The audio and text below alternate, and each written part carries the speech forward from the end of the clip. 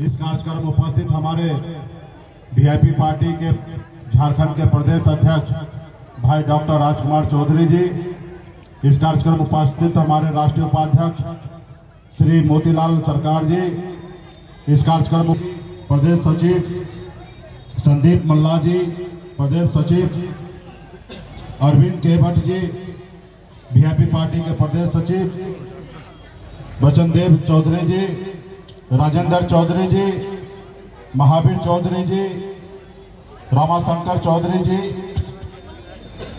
भरत दुल चौधरी जी, सरोज चौधरी जी, बबलू महलदार मल्ला जी और इस यहाँ पे प्रखंड के सभी अध्यक्षगण,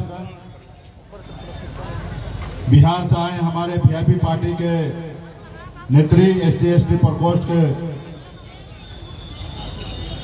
सुषमा पासवान जी, प्रदेश सचिव बिहार गांधी चौधरी जी, NPS के जिला अध्यक्ष युवा नेता भाई रंजीत चौधरी जी, हमारे औरंगाबाद जिला के जिला अध्यक्ष भाई जगदीश चौधरी और मंच पर सभी उपस्थित सभी नेतागण और इस सभा में बड़े संख्या में माता बहन, नौजवान साथी, सम्मानित गार्जियन, हमारे मीडिया बंधु, सभी को सन ऑफ अल्लाह मुकेश सनी की ओर से नमस्कार प्रणाम। साथियों आज बिहार से निकलकर निषाद आरक्षण संकल्प यात्रा आज आपके बीच में झारखंड में पहुंचा है। ये यात्रा 25 जुलाई को ही पटना से निकला हुआ है। ये 101 दिन का यात्रा है और यूपी, बिहार और झारखंड में 80 जिला में जाएंगे, अपने समाज के हक अधिकार की बात करेंगे। साथियों आज ये यात्रा है निषाद समाज को मान सम्मान अधिकार दिलाने के लिए है। साथियों आज हमारी मुख्य लड़ाई है कि निषाद समाज को आरक्षण मिले, SC का दर्जा मिले और ये मेरी मांग जो है वो जायज है। साथियों आप सबको पता होगा कि ये आजाद भारत हमारा जब देश आजाद हुआ तो इसके चलाने के लिए एक देश में संविधान बना। बाबा साहब भीमराव अंबेडकर ने हमें एक संविधान बना के दिया।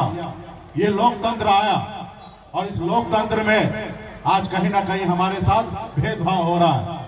आज आप जाइए बंगाल में तो निषाद समाज के सभी उपजाति, बिंद, बिल्दार, नुनिया, मला, चाय, तियर, बनपर, निषाद के सभी उपजाति को आज बंगाल में आरक्षण मिल रहा है। आप दिल्ली में चले जाइए, वहां पे निषाद को सभी को आरक्षण मिल रहा है, लेकिन बिहार में या झारखंड में, उत्तर प्रदेश में नहीं मिल रहा है। आप बताइए कैसी न्याय है? जब देश एक है, संविधान एक है, तो कहीं ना कहीं आपके साथ भेदभाव किया जा रहा है, आपको आरक्षण नहीं दिया जा रहा है। साथियों तो इसलिए हम लोग लड़ाई लड़ रहे हैं कि जब देश एक है तो संविधान एक है। और आप सभी को पता होगा बिहार, बंगाल, उड़ीसा, झारखंड पहले एक ही राज्य हुआ करता था। जब एक ही राज्य हुआ करता था तो आज बंगाल में आरक्षण है तो बिहार में क्यों नहीं, झारखंड में क्यों नहीं, या उत्तर प्रदेश में क्यों नहीं? लेकिन इसके लिए आप लोगों ने, हम लोगों ने लड़ाई नहीं लड़ा।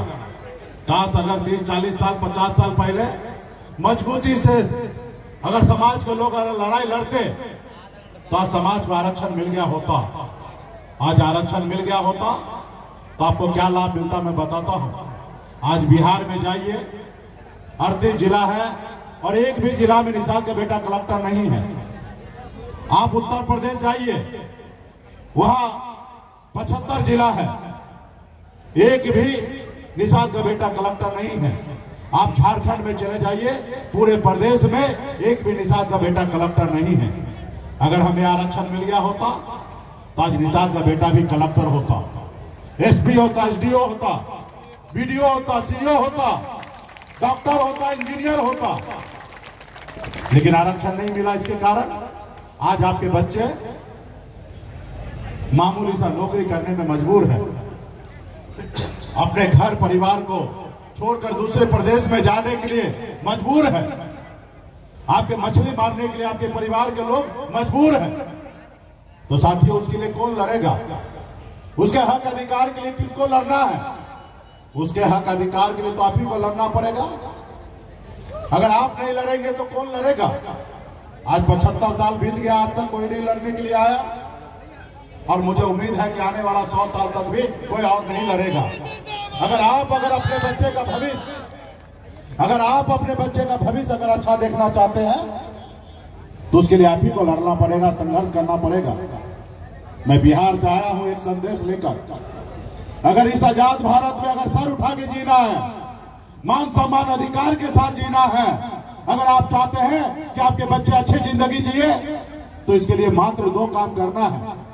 2 काम में एक काम है, सबसे पहले आप एक रोटी कम खाइए, लेकिन अपने बच्चे को पढ़ा लिखा के काबिल बनाइए। जब तक आपका समाज शिक्षित नहीं होगा, तब तक आपका समाज आगे नहीं बढ़ेगा। आप अपनी जरूरत को कम कीजिए। अगर आप झोपड़ा में हैं तो झोपड़ी में रहिए, लेकिन बच्चे को पहले पढ़ाइए लिखाइए। जिस रोज वो बच्चा पढ़ लिख लेगा, उस रोज वो आपके झोपड़ी से निकाल के महल में पहुंचाने का काम करेगा साथियों। और दूसरा, अपने अधिकार के लिए संघर्ष कीजिए, लड़ाई लड़िए। जब तक लड़ाई नहीं लड़िएगा, तब तक आपका अधिकार नहीं मिलेगा। जब देश आजाद हुआ तो बाबा साहब भीमराव अंबेडकर ने एक संविधान बनाया, और संविधान में आपके पास ऐसी ताकत आपको दी है। पहले ऐसा हुआ करता था कि राजा के घर में रानी के कोख से बच्चा जन्म ले तो राजा बनता था, लेकिन बाबा साहब भीमराव अंबेडकर ने कहा कि अब जरूरी नहीं है कि राजा के घर में बच्चा जन्म ले वही राजा बनेगा। अब राजा वही बनेगा जिसके पास वोट होगा।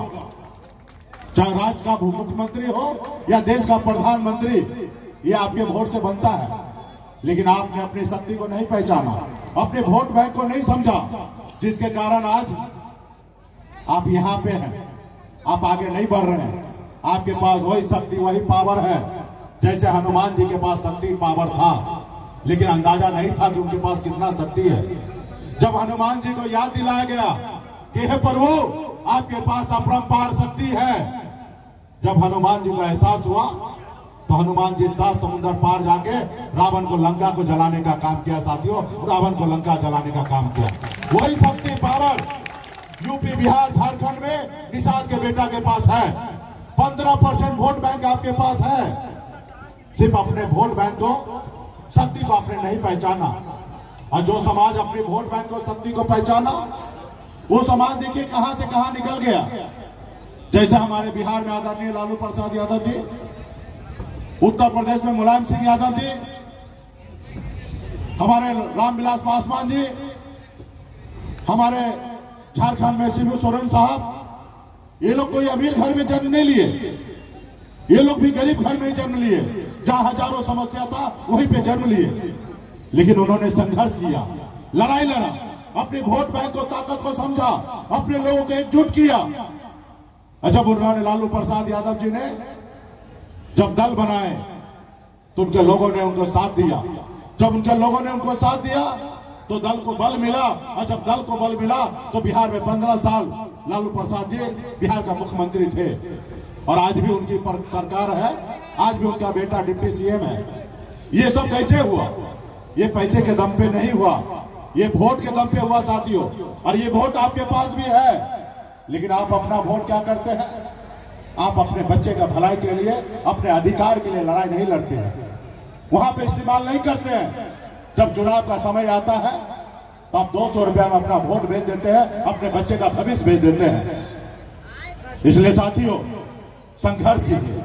आज मुझे देखिए, मैं भी एक गरीब घर में जन्म लिया, जहां हजारों समस्या था वहीं पे मेरा जन्म हुआ, जहां हजारों तकलीफें था वहीं मेरा जन्म हुआ। पिताजी मछली मारते थे, दादाजी मछली मारते थे, ऐसे गरीब परिवार में मेरा जन्म हुआ। ऐसे परिवार में जहां 4 रोज अगर मछली ना मारा जाए तो 5वां दिन घर में खाना नहीं बनेगा, ऐसे परिवार में मेरा जन्म हुआ। लेकिन मैंने लड़ाई लड़ा, संघर्ष किया। 18 साल की उम्र में, जिस उम्र में बच्चे को खेलना कूदना होता है, माँ बाप के साथ रहना होता है, अपने रिश्तेदार के साथ रहना होता, उस उम्र में मैंने अपने माँ बाप को, अपने परिवार को छोड़कर मुंबई जैसे शहर गया, वहां मेहनत किया, मजदूरी किया। 30 रुपया रोज पे मैं मजदूरी करता था, 900 रुपया महीने पे नौकरी करता था। लेकिन मैंने संघर्ष की बदौलत मैंने अपने नसीब को बदला। संघर्ष की बदौलत मैंने मुंबई जैसे शहर में अपने कामयाबी का झंडा गाड़ने का काम किया साथियों, कामयाबी का झंडा गाड़ा। फिर मैंने देखा देश दुनिया बहुत आगे निकल रहा है, लोग चांद पे घर बनाने के लिए सोच रहा है, लेकिन आज भी हमारे लोगों के लिए इस धरती पे रहने के लिए घर नहीं है, उनके घर पे जाने के लिए रास्ता नहीं है। उसके बाद मैंने बॉम्बे के ऐशोआराम जिंदगी को छोड़कर पिछले 8-9 सालों से लगातार यूपी, बिहार, झारखंड में अपने समाज को जगाने के लिए, उसके हक अधिकार के लिए लड़ाई लड़ने के लिए मैदान में उतरा हूं साथियों।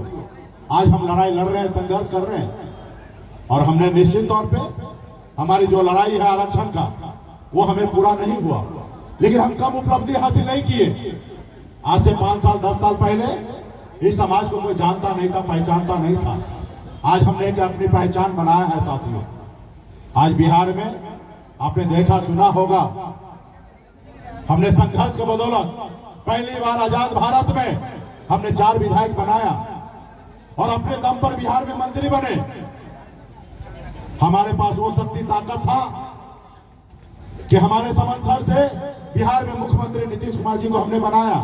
अगर हम समर्थन नहीं देते तो 2020 में बिहार का मुख्यमंत्री नीतीश कुमार नहीं बनता। ये हमारी पहचान है साथियों। कल तक हमारे लोग एक टिकट मांगने के लिए सारी उम्र बिता देता था, एक टिकट नसीब नहीं होता था, लेकिन आज बिहार में हम टिकट मांगते नहीं है, टिकट बांटते हैं। ये हमारी पहचान है। आज यूपी बिहार में समाज के लोग मजबूती से पार्टी के साथ, दल के साथ मजबूती से खड़ा है, अपने हक अधिकार के लिए लड़ाई लड़ रहे हैं। हम एक नारा लेके निकले हैं कि आरक्षण नहीं तो गठबंधन नहीं, और गठबंधन नहीं तो वोट नहीं, अब वोट नहीं तो दिल्ली का सरकार नहीं। इसके लिए संकल्प यात्रा के लिए निकले हैं और दिल्ली को बताना पड़ेगा कि मोदी जी हम आपके साथ नहीं हैं, हम जागरूक हो चुके हैं, हम अपने बच्चे का हक अधिकार के लिए हम अपने बच्चे के साथ हैं, हम आपके साथ नहीं हैं। आप हमारी सुनोगे तो हम आपकी सुनेंगे, अगर आप हमारी बात को नहीं सुनोगे तो हम भी आपकी बात नहीं सुनेंगे। अभी मोदी जी को, अभी आप सबको पता है कि 2024 का चुनाव आने वाला है। एक तरफ मोदी जी को तीसरी बार प्रधानमंत्री बनना है और एक तरफ विपक्ष के लोगों को प्रधानमंत्री बनना है, और ना ही आपको ना ही हमको बनना है। हमें तो निषाद को आरक्षण चाहिए ताकि यूपी, बिहार, झारखंड में 5 करोड़ निषाद के चेहरे पे मुस्कान आ सके साथियों। 5 करोड़ यूपी, बिहार, झारखंड में चेहरे पे मुस्कान आ सके। हमें प्रधानमंत्री नहीं बनना, लेकिन हमारे पास वही शक्ति पावर है। यूपी, बिहार, झारखंड के निषाद अगर एक पैर पे एक साथ खड़ा हो जाएंगे तो हमारे पास ऐसी शक्ति ताकत है, जो हमारे दोस्त बनेंगे वो 60 लोकसभा सीट जीतेंगे, और जो दुश्मन होगा वो 60 लोकसभा सीट हारेगा। ये शक्ति हमारे पास है, और जिसके पास जो 60 लोकसभा सीट हारे उसके लिए दिल्ली जो है वो सपना रह जाएगा साथियों। दिल्ली के कुर्सी पे बैठना उसके लिए सपना हो जाएगा। तो इसके लिए ताकत आपके पास है। सिर्फ जरूरी है संकल्प लेना, जरूरी है कि इसके लिए हक अधिकार के लिए लड़ाई लड़ना।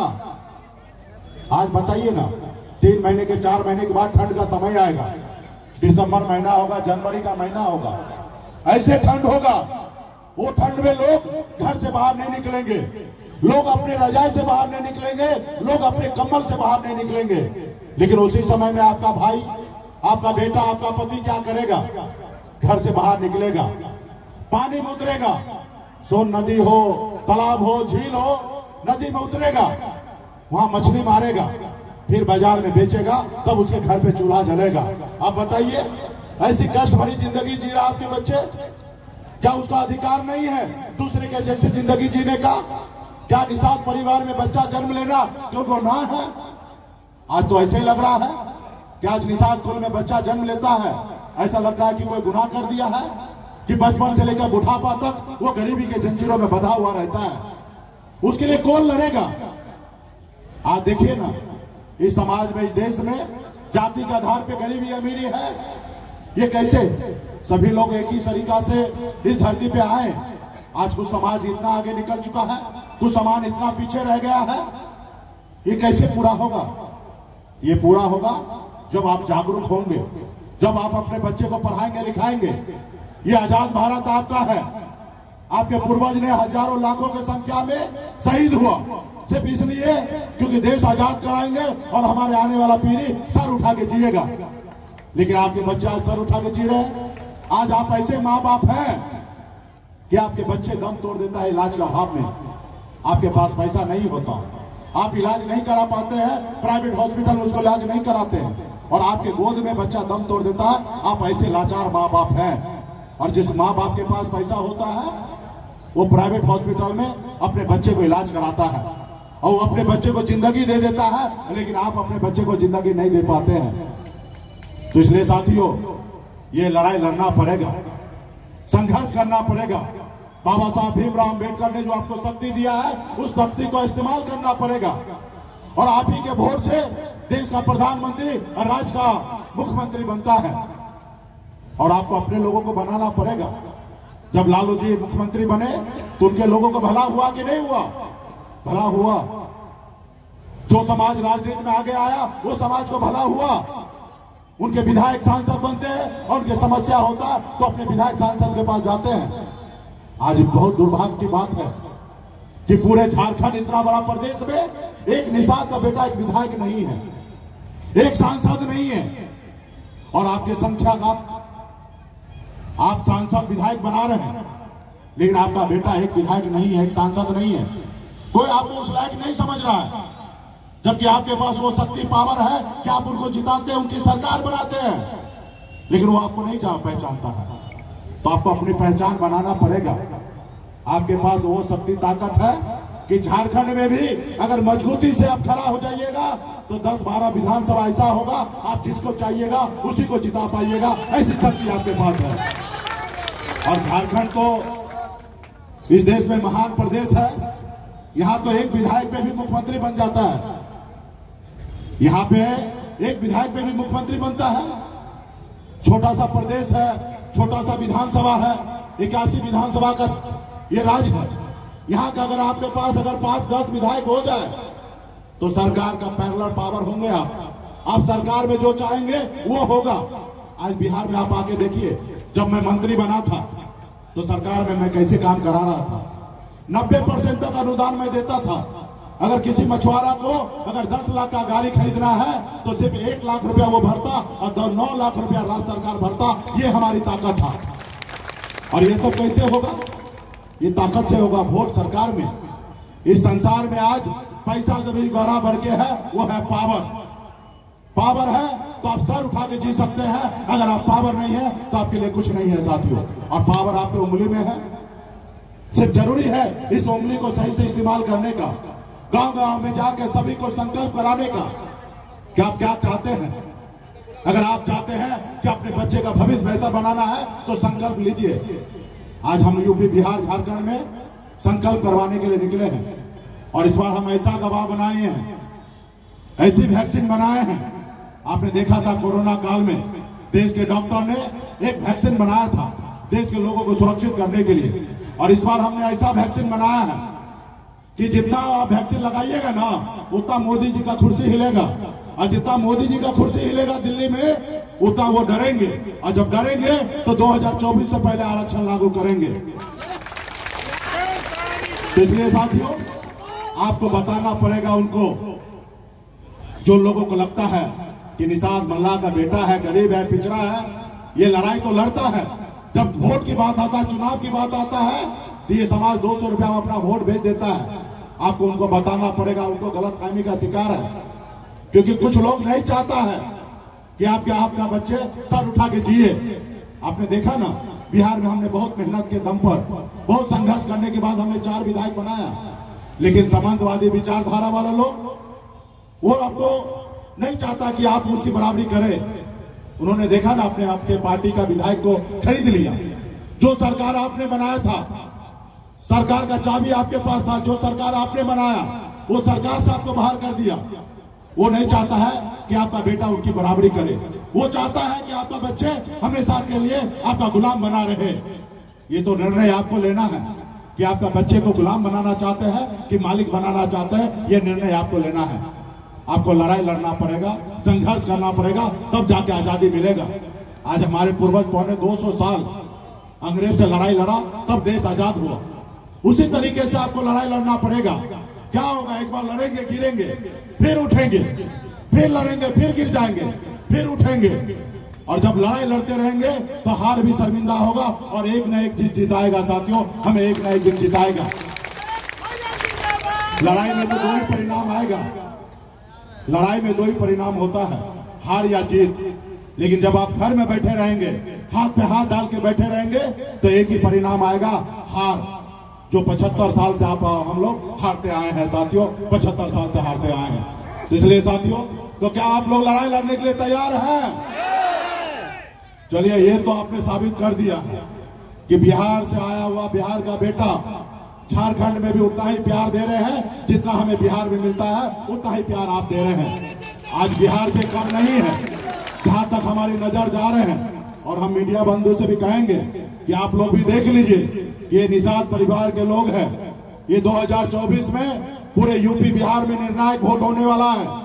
जो हमें सम्मान देगा वही दिल्ली पे राज करेगा, जो हमारा सम्मान नहीं देगा, अधिकार नहीं देगा, उसको कोई अधिकार नहीं है कि दिल्ली पे वो बैठने का। साथियों, आज देखिए इतने बड़े संख्या में यहाँ पे माता बहन आए हैं, लड़ाई लड़ने के लिए आए हैं।